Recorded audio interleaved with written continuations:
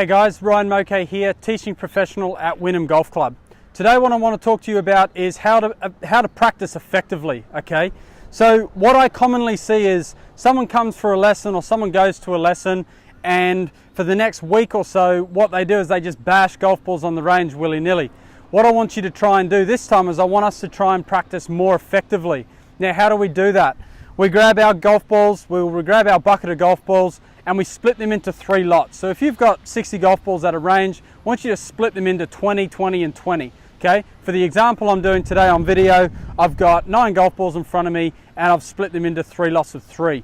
So the first thing we want to do with our first 3 golf balls is I want to try and practice the technique or the drills that my golf coach has been given me. So for example, if I was to be someone that is taking the golf club back to shut, which causes really low chip shots, and my golf coach has been trying to give me a drill where I get the club more open in the backswing, okay, by just using my right hand, I would practice that with 1 golf ball. Okay, so open and slide it underneath. That got up nice and high, which then I know the technique and the drill that I'm doing is designed to go a little higher, so that's what I've done. I would then continue that for instance, my 3 golf balls or your 20 golf balls. From there, the next lot of golf balls, I'm going to change this up. I'm going to start to aim at different targets.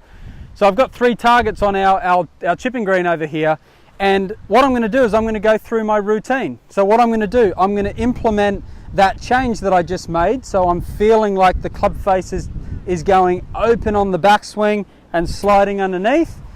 And what I'm going to do from there, I'm going to walk up to my golf ball, aim at my target, and try and replicate that same motion, but a little bit more under pressure now, aiming at targets.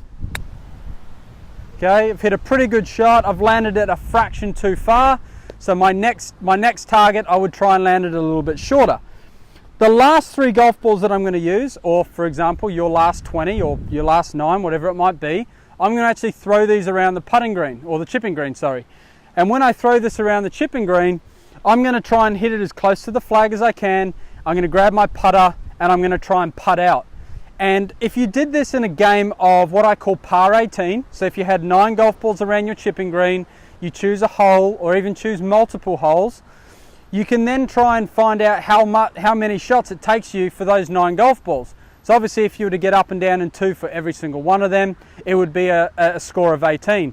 That's a pretty difficult task to do, but again, it's implementing the change that you're making, okay, with your golf coach into a bit more of a pressured environment. And then obviously once you can do that very well, you can jump on the golf course and try and test it out when there's a scorecard in your pocket. So next time you go to the range after you've had a lesson with your golf coach, chuck the 100 buckets, the 100 balls away, and I want you to split those up into sections, okay? Split those up into 3 lots of 20, okay, for 60 balls, and go through these changes, and you'll find that by randomizing your practice a lot more rather than just doing your old block practice and hitting ball after ball, you'll find your skills will then go from the range to the golf course a lot quicker. Hope this helps with your next practice session.